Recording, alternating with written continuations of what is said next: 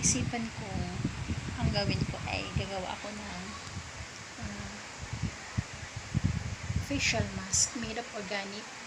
Ito ay ang ingredients lang ay honey at ang asukal.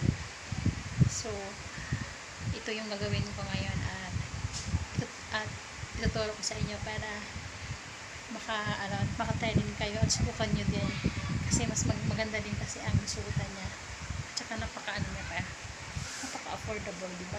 Sa panahon kasi ngayon, kailangan natin kahit konti magiging ma-initiative tayo sa mga bagay-bagay katulad ng mga ganyan, mga facial scrub na ganyan. Hindi natin kailangan gumastos ng medyo mas malaki.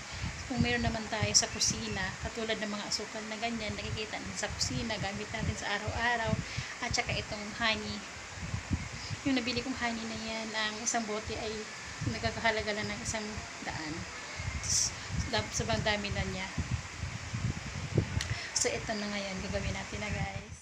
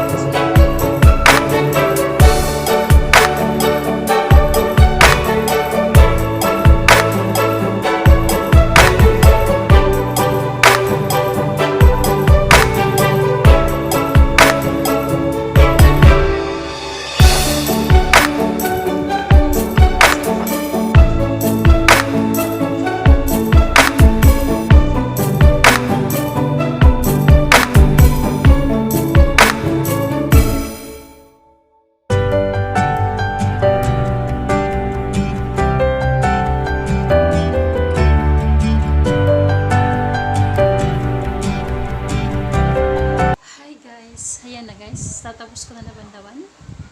So ayan na. So parang maganda din yung ano niya, guys, kaysa na maka-save kayo or scrub. At saka napaka-organic, napaka-natural na mga ingredients niya, asukal lang at saka honey. Patuyo ko ng tissue yung mukha. Tapos ko na siya nabandawan. So yun na yung nasulat niya. Okay naman din so far. Medyo maganda yung so pwede nyo siyang gamitin, guys, twice a week para sa mas magandang resulta. Salamat, guys, sa pagpatuloy na panonood sa videos ko, at huwag niyo pong kalimutan na i-like and subscribe ang aking mga videos at subaybayan ang susunod na mga videos ko pa. Salamat guys sa pagtangkilik. Bye!